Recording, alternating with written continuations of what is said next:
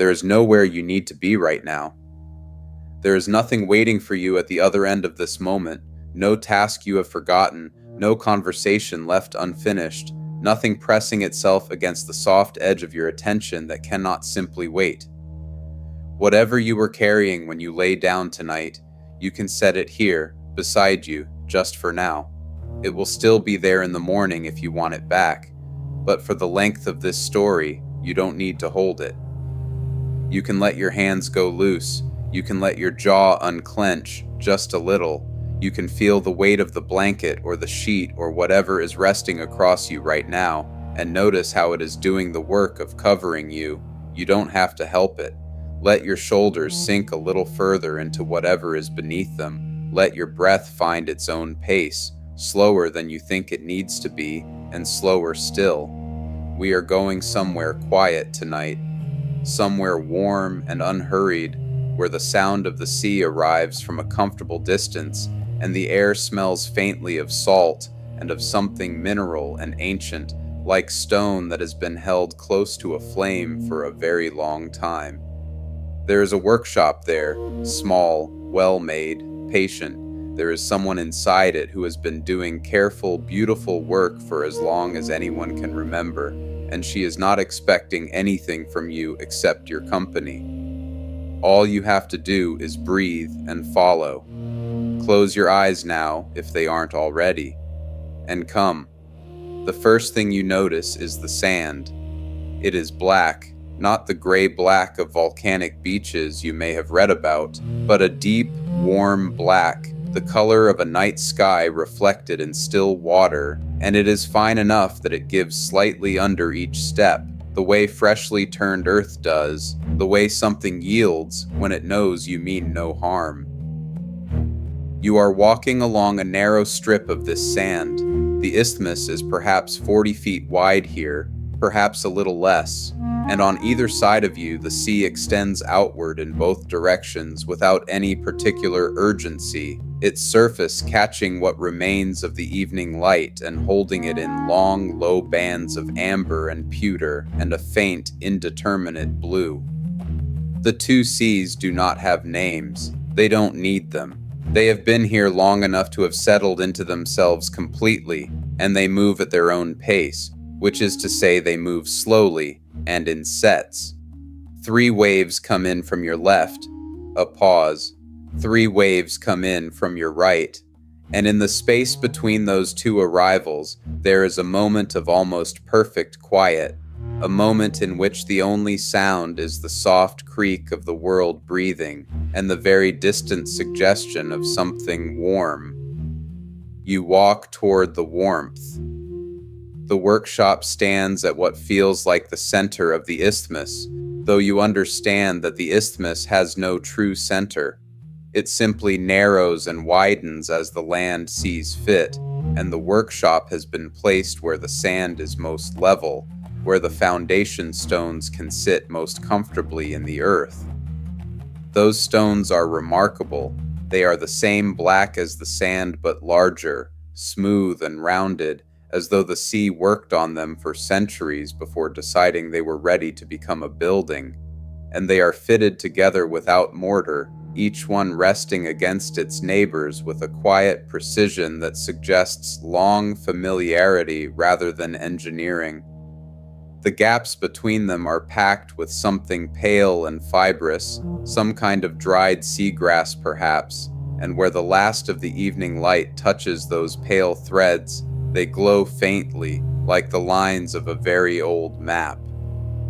The workshop is low and wide. Its roof is made of overlapping tiles of some dark material, not clay, not slate, something between the two, and the edges of those tiles are worn soft and rounded, the way all things become rounded when enough time and weather have moved across them. There is a single door standing open. It is made of wood so old and so salt-soaked that it has ceased to be any particular color and has become instead something like the color of time itself, a warm, indeterminate gray-brown that seems to contain, somewhere inside it, the memory of every sea wind that has ever passed through it. The door is not quite fully open and not quite fully closed. It rests at an angle of comfortable invitation, just wide enough for you to step through without pushing anything, without disturbing anything, without announcing yourself in any particular way. You step through. The air inside the workshop is, and this is the only word for it, held. It is the temperature of a breath that someone has been keeping carefully, the temperature of something alive but utterly still, and it wraps around you immediately, not clinging, not pressing, simply surrounding you in the way that a warm room surrounds you when you come in from the cold, with a kind of uncomplicated welcome that asks nothing in return. The smell reaches you a moment later. It is mineral and warm, hot silica, which smells something like a very clean stone that has been sitting in sunlight, and beneath that the salt of the sea, which is always here, which has moved into every surface and every breath in this place so completely that it no longer announces itself but simply is, the way the sea itself simply is. And beneath those two notes, something else, something faintly sweet and dry, like the ghost of the wood that once fed the furnace, like the memory of cedar smoke that has long since dispersed into the walls and the floor and the air itself, and now lives there permanently, a kindness left behind. The furnace is at the far end of the workshop. It occupies a low stone alcove that has been built specifically to hold it. The walls of the alcove are the same black-fitted stones as the exterior walls, but here they are darkened further by years of heat, polished smooth by radiance, and between the stones the pale seagrass has long since been replaced by something more tolerant of the temperature, a fine gray ash that has been pressed into the gaps by time and become almost stone itself. The furnace mouth is circular, perhaps 2 feet across, and it glows. That is the only word. It glows with a deep, steady orange light that is nothing like fire in the way that fire usually announces itself, crackling, leaping, asserting its presence. This is older and quieter than that. This is the orange of something that has been burning for so long it has arrived somewhere past urgency, past display, into a steady and patient radiance that asks only to continue. It murmurs. That is the sound, a low, continuous murmur, like a voice in another room saying something you don't need to hear, but whose tone reassures you anyway, like distant conversation that tells you, without words, that everything is fine, that someone is awake and attending to things, and you don't have to. The furnace light fills the workshop. It moves slowly across every surface. The wooden workbench along the left wall, its surface worn smooth and slightly cupped by decades of use, scattered with tools whose names you don't know, but whose shapes are immediately legible as tools made for careful, precise, patient work. Jacks, long-handled, with 2 curved blades that open and close like a very slow pair of wings. Shears, also long-handled, their blades slightly darkened. A wooden block, hollowed into a cup, sitting in a small bucket of water, steam rising from the bucket in a single unhurried thread. Paddles, tweezers with handles wrapped in something dark and worn. A Marver table, a slab of steel set into a low frame beside the workbench, its surface cool and gray and faintly reflective, and when you pass your hand near it you can feel the cool rising from it even in this warm room, a quiet contrast, a balancing. On the corner of the Marver table, a clay cup. You don't need to go to it yet, but you notice it, its rim slightly uneven, handmade, the color of river clay, and from it rises a thin thread of steam that carries, even from here, the faint sweet sharpness of dried fennel, and something else beneath that, something greener and softer, like rain falling on warm stone. And there is Sable. She is standing at the furnace, her back to you, and she is entirely absorbed in what she is doing, which is, at this moment, nothing at all.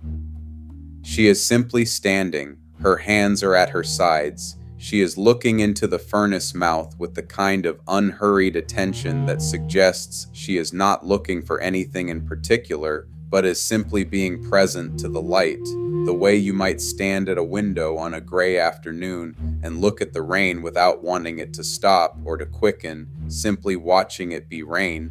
And she is wearing a long canvas apron, the color of the wooden door, that warm gray-brown that is the color of things that have been worn and worked in for a long time, and her hair is pulled back simply, and the furnace light catches the edges of it and makes it amber.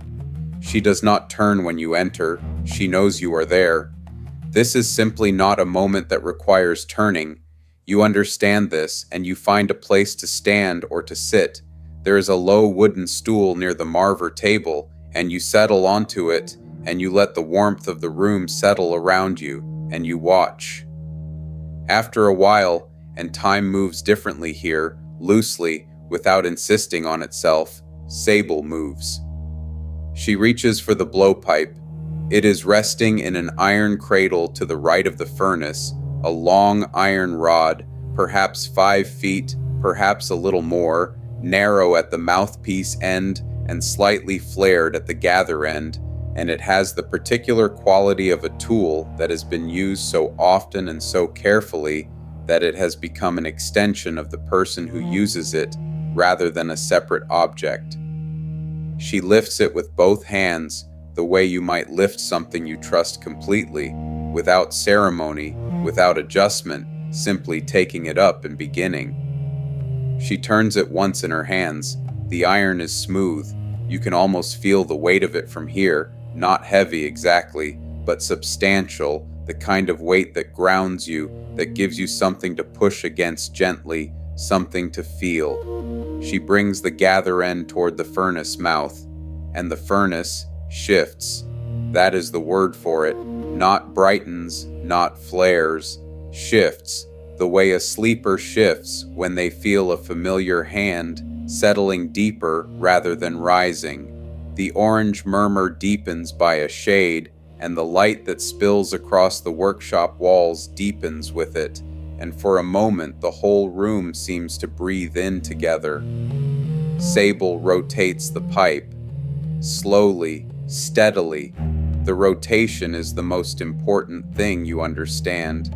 It is the thing that keeps the molten glass from following gravity, from drooping in any particular direction, that keeps it centered and even and patient.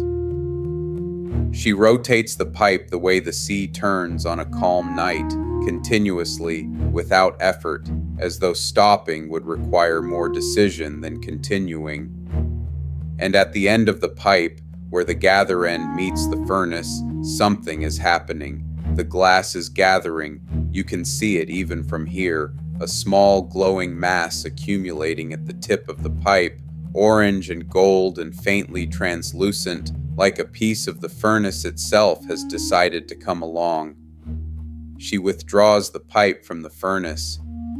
The gather glows at the end of it, perhaps the size of a large plum, perhaps a little larger, and it moves as she moves, following the rotation she maintains without thinking, a slow, continuous turn that is already, even now, already keeping it honest, keeping it round, keeping it from making any decisions without her. She carries it to the Marver table. She sets the pipe on the edge of the table, and the gather touches the cool steel surface. And here is the first sound you have been waiting for, a sound so small and so specific that it seems made for this room and no other.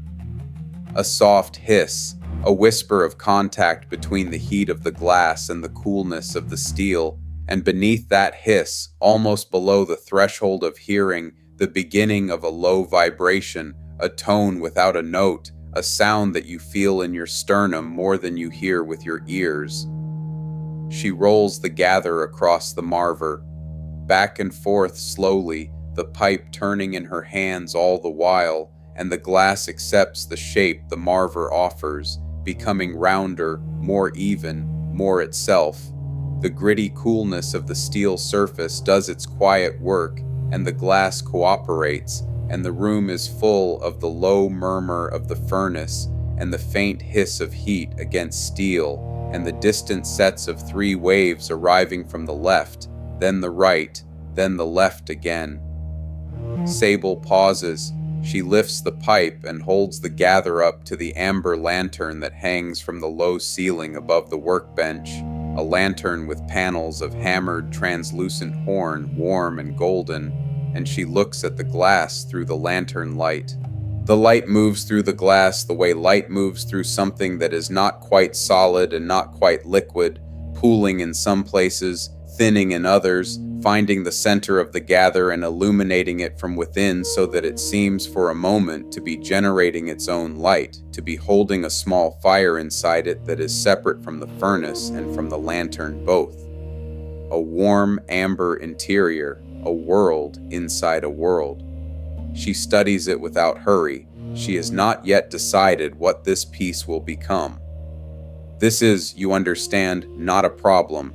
This is simply the state of things at this point in the process. The glass knows what it is capable of, and Sable knows what she is capable of, and somewhere in the space between those two knowings, the shape will eventually declare itself. There is no forcing this, there is only continuing. She goes back to the furnace. Another gather. The pipe rotates in her hands, and the orange murmur deepens again, and the room shifts again, and the gather grows. This is called massing, building up the amount of glass at the end of the pipe before beginning to shape it, and it takes as many passes as it takes. Each visit to the furnace is its own small moment, its own small warmth. You watch her cross the workshop floor, and you notice the floor itself, black sand packed and smoothed by years of foot traffic into something almost as solid as stone, but not quite, so that each step makes the faintest whispering sound, the sound of the earth remembering that it is sand, that it was once loose and individual and moved with the water. She pauses at the Marver table on her way back from the second gather, and she reaches for the clay cup. She lifts it with her free hand, the blowpipe resting in the crook of her elbow, still turning almost imperceptibly, habit and instinct keeping the glass honest even now, and she takes a slow sip of the herb broth. You can smell it more clearly as she lifts the cup, that dried fennel note, sharp and sweet and dry, and beneath it the green rain-on-stone note, and beneath that something else, something you can't quite name, something warm and slightly dusty, like the inside of a jar that has held dried flowers for a very long time. She sets the cup back down on the corner of the Marver table. She does not wipe her mouth. She simply continues, as though the sip was part of the rotation, part of the rhythm, as natural as breathing. You find yourself wondering if you could have some. And as you think this, you notice that there is another cup. You hadn't seen it before, but it is there, on the low shelf just beside the stool where you are sitting, a cup the same clay brown as hers, the same slightly uneven rim, and it is warm when you pick it up, as though it has been waiting at exactly the right temperature. You take a sip. Dried fennel and rain, warm and quiet, like a long exhale. It moves through you the way warmth moves through you when you come in from the cold, gradually, from the center outward, settling into your hands and your feet and the space behind your eyes. You hold the cup in both hands and you let it warm your palms and you watch Sable work. She is at the furnace again. The gather is larger now, the size of a grapefruit perhaps, glowing deeply, and when she withdraws the pipe and holds the gather in the orange furnace light before carrying it to the bench, you can see that it is beginning to have a quality you can only call intention, a readiness, a density, a sense that it knows something is coming. She carries it to the workbench and she sits on the bench, a low padded bench with 2 long arms extending forward, and she rests the pipe along those arms and begins to roll it. The rolling is continuous and meditative. The pipe turns on the bench arms, and the gather turns with it, and Sable reaches for the jacks, those long-handled tools with the two curved blades, and she opens them gently around the base of the gather, just where the glass meets the pipe, and she draws them slowly forward, applying the gentlest pressure, and a waist begins to form. Not a neck, not yet, a suggestion of narrowing, a whisper of shape emerging from the shapeless, the way a thought arrives before you have words for it, the way sleep arrives before you notice you were waiting for it. She leans forward. She puts her lips to the mouthpiece of the pipe and she breathes into it, slowly, steadily, the exhale of someone who is not in a hurry, who knows that the glass requires patience above all other things, that a too eager breath will distort and a too tentative breath will accomplish nothing, that the right breath is simply a quiet and continuous giving. The gather responds. It swells gradually from within, the way a held thought expands when you finally let yourself follow it, and the walls thin as the interior grows, and the light that passes through those walls becomes more various, more beautiful, amber and gold, and a faint, cool blue where the glass is thinnest, a pale fire contained within a thinning skin. She pauses. She holds the breath in the pipe without releasing more, simply sustaining the pressure, and the glass holds its shape, and the room is very quiet. 3 waves from the left. A pause. 3 waves from the right. She breathes again. The piece is growing. It is a globe, or something moving toward a globe, a swelling form that is not quite round yet, not quite anything, still in the process of becoming, and as Sable rolls the pipe and breathes and shapes with the jacks, you begin to see something in the glass that is not quite a reflection and not quite a color, something that moves inside the form as the form rotates, the amber light of the lantern, caught and turned and given back in a slightly different register, as though the glass is translating the light into something older and quieter. She reaches for the wooden block, the one sitting in the bucket of water, which is still producing that single thread of steam. She lifts it out and shakes the excess water from it, and she cups it under the gather, and the glass settles into the hollow of the wood with a sound like a very soft exhale, a sound like something being held carefully, and the steam rises around the glass in a thin wreath, and the glass sighs, and the room sighs with it. You take another sip of the herb broth. The fennel taste sits on the back of your tongue, gentle and persistent, and the warmth of the cup moves through your hands, and you become aware, slowly, the way you become aware of things in this place, that your shoulders have dropped further than they were a few minutes ago, that your breathing has matched itself to something in the room, some rhythm you didn't consciously choose, the rhythm of the pipe turning, the rhythm of the waves arriving in their patient sets of 3. Sable lifts the piece and holds it to the lantern again. The amber light moves through it in slow pools.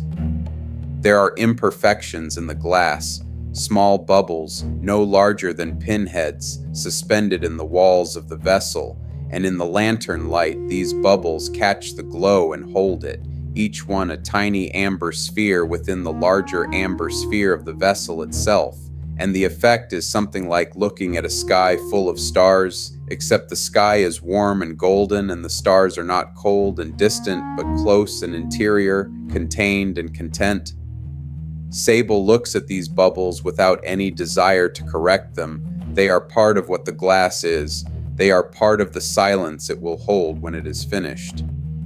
She carries the piece back to the furnace.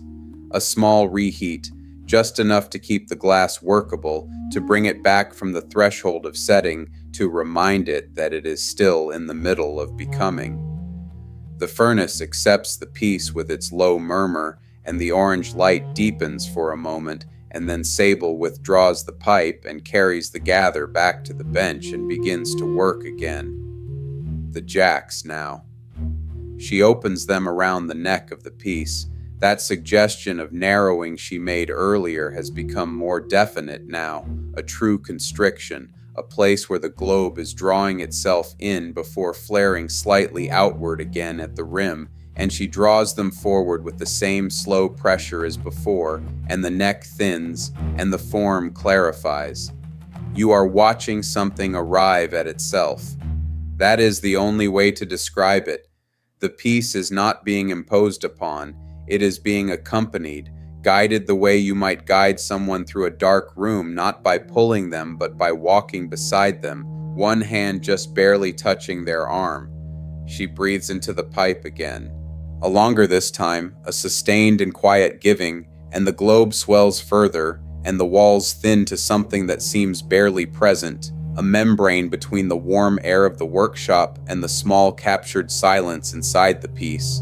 And the light through those walls is extraordinary now, shifting and alive, amber and gold and that cool blue at the thinnest points, and something else, something that has no color name, a quality of light that only exists inside a piece of glass that is still warm, still becoming, still holding its breath.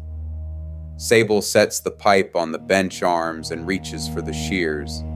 She trims something from the rim of the piece, a small irregularity, a slight unevenness that her eye has caught, and the trimmed glass falls to the floor and lands on the packed sand with a sound like the softest possible tap, like a single raindrop on stone, like the period at the end of a sentence. She does not look down at it, she continues working. The rotation of the pipe never stops. Outside, the evening has deepened. You know this not because you can see the sky. The workshop has no windows, only the open door and the amber light of the lantern and the deeper amber of the furnace, but because the sound of the waves has changed slightly. They are the same waves, arriving in the same patient sets of 3, but the sound has a fullness to it now that it didn't have earlier, a resonance, as though the night air carries the sound differently than the evening air did, as though the dark has added a harmonic that was not present before. It is a beautiful sound. It is the sound of something very large being very patient, and you find it settling into you the way the herb broth settled into you, gradually, from the center outward. Sable pauses in her work. She lifts her head and listens to the waves for a moment, 3 from the left, a pause, 3 from the right, and something in her posture shifts, the way a person shifts when they hear something they were hoping to hear, not with surprise but with recognition. She nods, once, to no one in particular, or perhaps to the waves, or perhaps to the piece on the end of the pipe, which is by now unmistakably a vessel, a globe with a narrowed neck and a slightly flared rim, the walls thin and luminous, and inside it a quality of darkness that is not absence but presence, not emptiness but held stillness, the particular silence that this place makes. She goes to the furnace one more time. This is a warming visit, not a gathering. She holds the piece in the furnace mouth just long enough to keep it supple, to give it what it needs to receive the last few gestures, and the furnace murmurs its low orange murmur, and the piece glows within the glow, and for a moment you cannot distinguish where the furnace ends and the piece begins. They are the same light, the same warmth, the same patient fire. She withdraws. She carries the piece back to the bench. The final shaping is very slow. She uses the jacks with a lightness that is almost not touching, a suggestion of pressure rather than pressure itself, and the neck of the vessel settles into its final proportion, and the rim curves outward in a line that is neither perfectly straight nor arbitrarily curved, but simply right, the line that the glass was always going to arrive at if given enough time and enough quiet attention. She breathes one last breath into the pipe, the gentlest breath, barely more than a sustained exhale, barely more than a sigh, and the vessel accepts it, swells the final fraction of a fraction, and settles. And it is done. Or rather, it is not done, because glass is never done until it has cooled slowly and completely, and cooling takes time, and time here is loose and generous, but the shaping is complete. The piece has arrived at itself. Sable holds it to the lantern.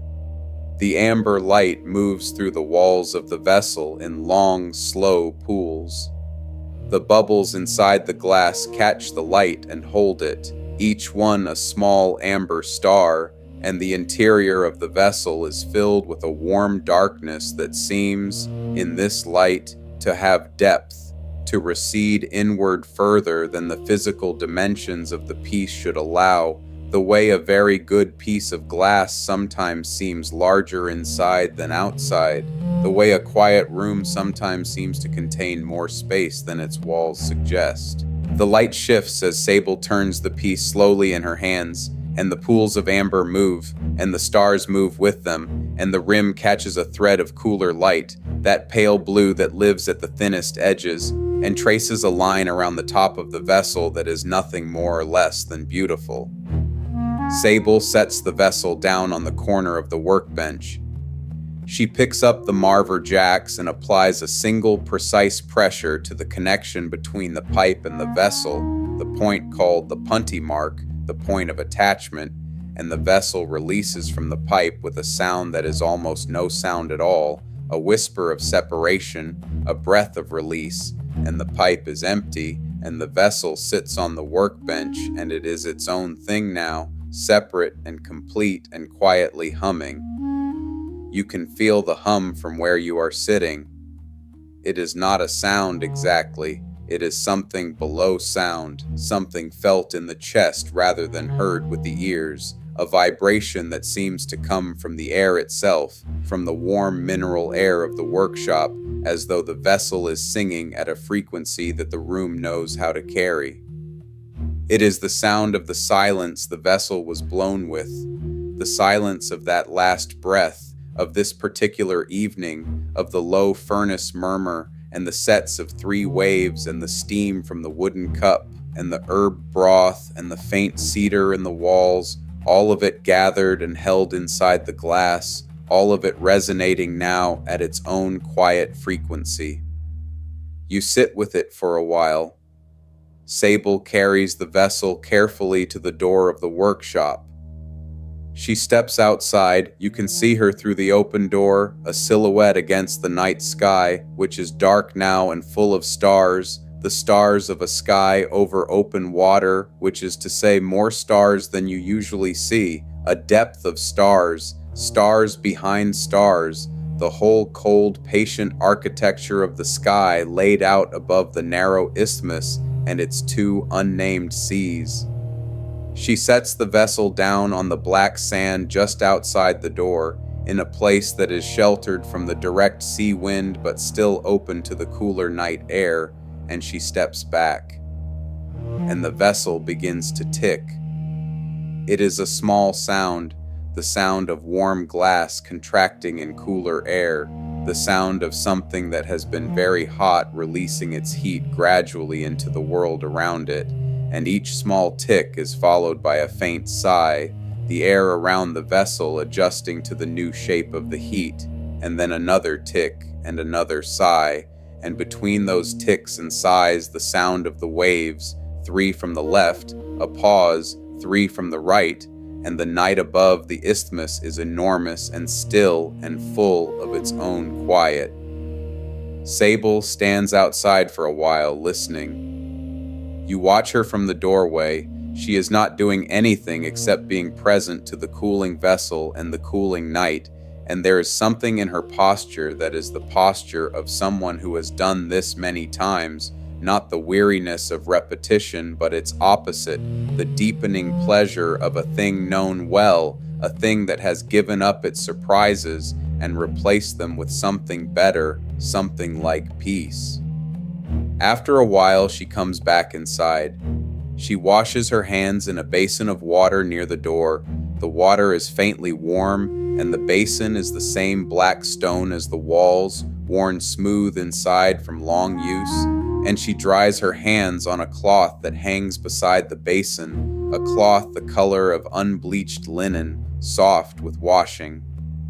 She picks up her clay cup from the corner of the Marver table, and she takes a long sip of the herb broth, and you take a long sip of yours, and the taste of fennel and rain and dried flowers moves through you again, slow and warm and completely without urgency. She sits down on the low bench beside the workbench. Not the blowing bench, a different bench, a resting bench, lower and wider, with a worn cushion of dark fabric that has conformed, over years, to the shape of someone sitting quietly. She sets her cup beside her, and she folds her hands in her lap, and she looks at the furnace. The furnace murmurs. The orange light moves across the walls. You look at the workbench, at the tools laid out along its surface, the jacks with their slow curved wings, the shears with their darkened blades, the paddles, the tweezers with their wrapped handles, and they are all resting, all still, and in the amber light they look like something from a very old painting, the kind of painting in which objects are arranged with such care that they seem to be saying something, though you could not say what, except that it is something about patience, about the satisfaction of things used well and set down carefully. The blowpipe is back in its iron cradle. It rests there with the completeness of something returned to where it belongs. Outside, the vessel ticks on the black sand. Tick, sigh. 3 waves from the left. Tick, sigh. 3 waves from the right. The stars above the isthmus continue their patient business. After a while, Sable stands again. She moves to the furnace, not to work, not to gather, simply to stand near it for a moment, the way you might stand near a hearth at the end of a winter evening, not for warmth exactly, but for the company of the light, for the comfort of something that has been burning steadily all evening and will continue to burn steadily all night, that requires nothing from you right now except the occasional acknowledgement of its warmth. She holds her hands out toward the furnace mouth, palms facing the orange glow, and the light moves across her palms and up her forearms, and she closes her eyes for a moment. The furnace murmurs its low, steady murmur, and the room is warm, and the herb broth in your cup is still somehow warm, and the cedar in the walls breathes its faint, dry sweetness into the air, and the waves arrive in their sets of 3, and the vessel ticks and sighs on the black sand outside, and all of it is happening at the same time, layered and patient and slow, and you are inside all of it, sitting on your low wooden stool with the warm clay cup in your hands, and there is nothing that needs to happen next. Sable opens her eyes. She looks at the furnace for another long moment, and then she turns and goes to the annealing oven. The annealing oven is set into the wall opposite the furnace, another alcove but cooler, or rather, not cool but less hot, maintained at a temperature that is still warm but no longer incandescent, a temperature designed to receive finished pieces and hold them while they cool slowly enough not to crack, slowly enough to release their internal tensions, slowly enough to become stable and permanent and themselves. The door of the annealing oven is a flat iron plate, and Sable opens it with a long iron hook, and the interior glows a dim and ember red, and there are shapes inside, other vessels, other pieces, all in various stages of cooling, all resting on the shelves of the oven in the patient dark, all very slowly becoming the permanent versions of themselves. She will bring the vessel in from outside when it is cooled enough to be moved. Not yet, it needs more time on the sand. She closes the annealing oven door with the same unhurried precision with which she does everything, and she goes back to the workbench and she begins to clean. The cleaning is quiet work. She wipes down the Marver table with a cloth, the gritty coolness of the steel surface receiving the cloth and giving back a faint reflection of the amber light, and she arranges the jacks and the shears and the paddles in their places, each tool returned to where it lives, each one set down with the particular care of someone who respects what the tools have done tonight. She empties the bucket of water that held the wooden block and refills it from a pitcher that stands near the basin. The water makes a soft pouring sound, a cool thread of sound in the warm room, and she sets the wooden block back in the water and it sinks slightly and the water closes around it and is still. She sweeps the floor. The broom is made of dried seagrass, the same pale fibrous material that fills the gaps between the foundation stones, bound tightly to a handle of smooth, dark wood, and it makes a sound on the packed sand floor that is the sound of something being put gently in order, a soft, persistent whisper, and the small chips of glass and the ash and the few threads of dried grass that have fallen from the walls during the evening are gathered up and deposited in a low clay vessel near the door. She wipes down the workbench. She straightens the tools one final time, not because they need straightening, but because this is the gesture that ends the evening, the gesture that says, "This is complete, this was good, we can rest now." She goes to the door and looks out at the vessel cooling on the sand. You come and stand beside her. The night is extraordinary. The stars are everywhere, not just above but reflected in both seas, so that you are surrounded on all sides by stars, above and to the left and to the right, the isthmus a narrow, dark thread through a sky that seems to have come down to meet the water, or the water to have risen to meet the sky, or perhaps they have simply always been this close and you had never before been in a place narrow enough to see it. The vessel sits on the black sand, barely visible now, but you can still hear it, tick, sigh, and between those sounds the waves arrive in their patient sets, and the night air carries the mineral salt smell of the sea, and beneath that the warm cedar breath from inside the workshop, drifting out past you and into the darkness. The vessel hums, very faintly, under its ticking. You can feel it in your chest, that sub-sound, that frequency below frequency, and it is the sound of the silence inside the piece, the silence of this particular evening, this particular warm and unhurried and unremarkable evening that has been, in its way, everything. Sable bends down and lifts the vessel from the sand.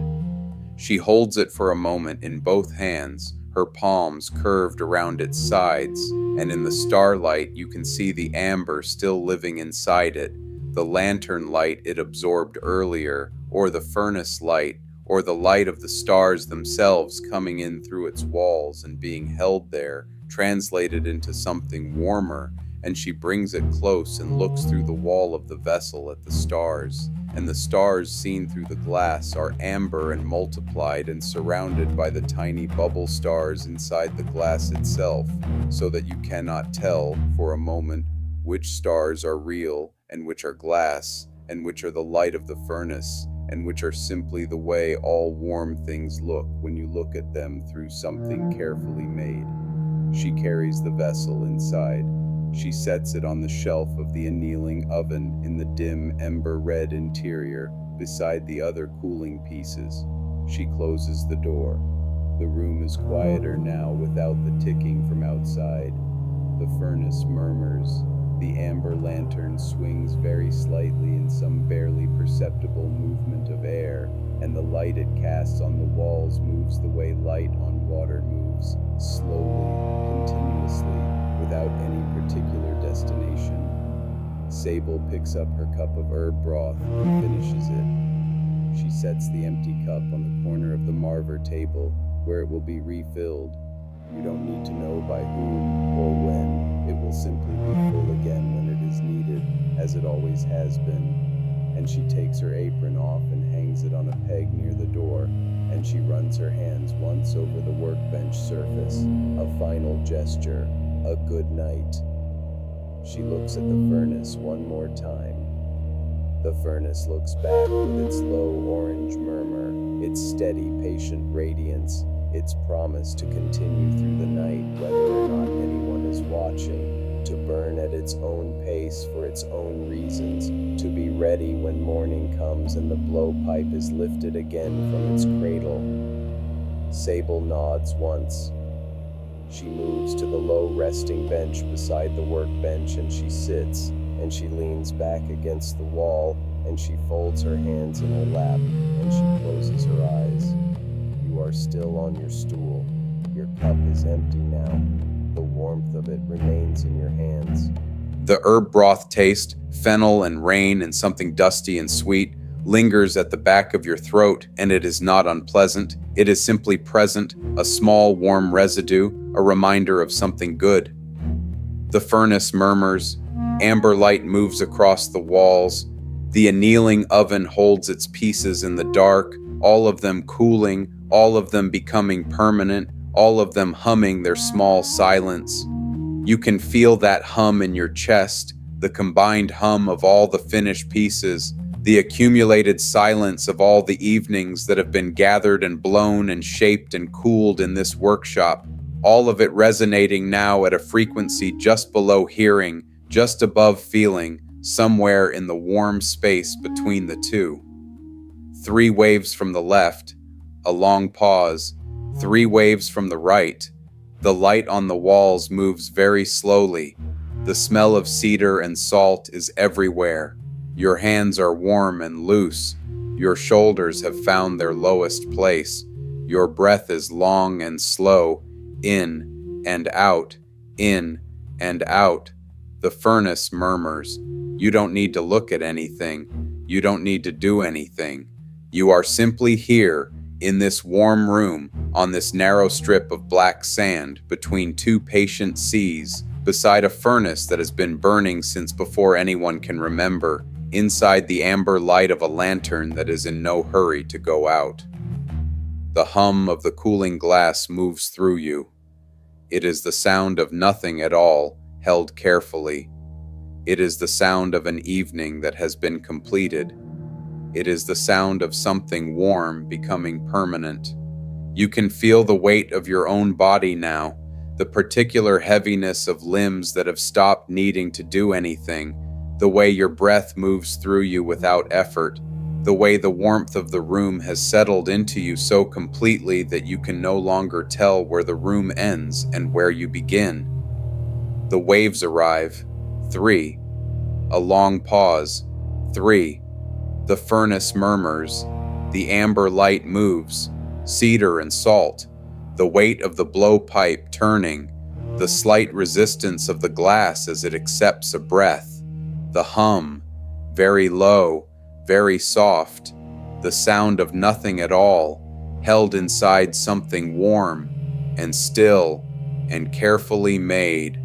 The waves, 3 and 3, the light, amber, moving, the warmth, you are inside it now, inside the glass, inside the quiet, inside the long, slow breath, the furnace, murmuring, the waves, the hum.